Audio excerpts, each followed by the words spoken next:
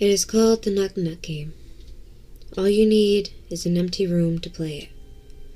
You will knock 2 times, wait for it, and hear a loud knock from the other side.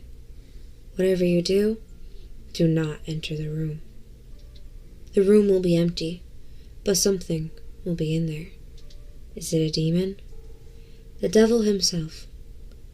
Or God? An eldritch abomination?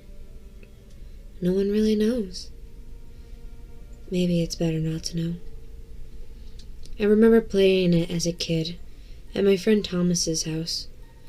Me, him, and Tobias, a fat and a bit slow kid that Thomas used to bully a lot, but still hung around because Tobias' parents were rich and he had a lot of cool games for NES and Sega Mega Drive, even the Mega CD and 32X add-ons.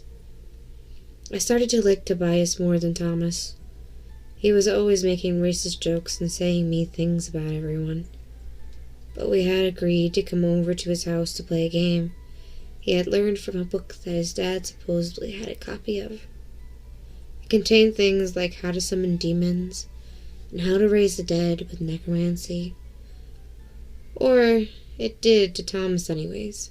He was a bit of a compulsive liar. His parents were not home, so it was only us 3 boys in the house. We knocked on Thomas's bedroom door and waited for it. "Nothing's happening," Tobias said while munching on a chocolate bar.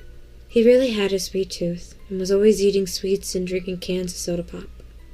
And then, bang! A loud sound from inside Thomas's room, like someone was really mad and punched the door from the inside. I was scared as fuck, almost pissed my pants, and carefully snuck to the door and peeked through the keyhole.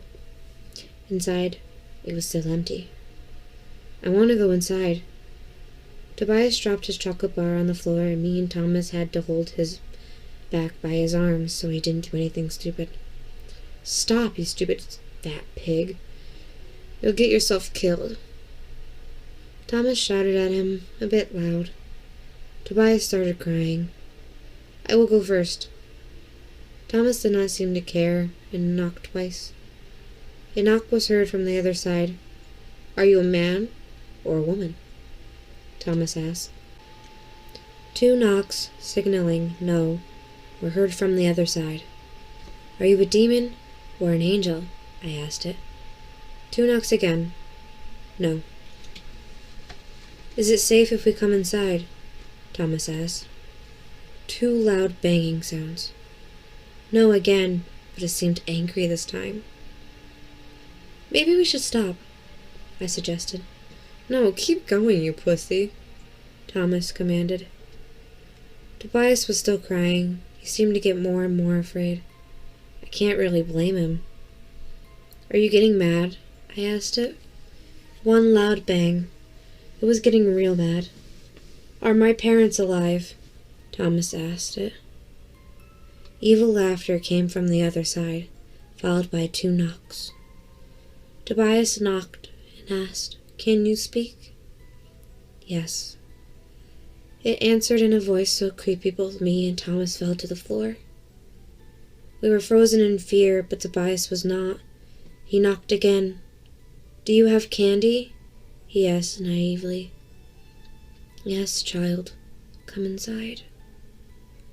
I was trying to speak, but I could not get a word out.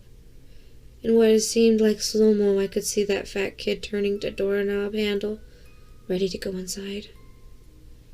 I was ready to go up and stop him, but Thomas held me down. Tobias went inside the empty room, and the door slammed shut. I rushed up, but Thomas held me back. "Don't be stupid. The fat kid is gone, but you are still here. No one can enter that room for another 24 hours. It got my parents, and him. It will be satisfied." I peeked through the peephole, and the room was empty. I called Tobias' name, but no answer. Thomas knocked and asked if he enjoyed the fat boy as a sacrifice. "Yes," the voice answered creepily.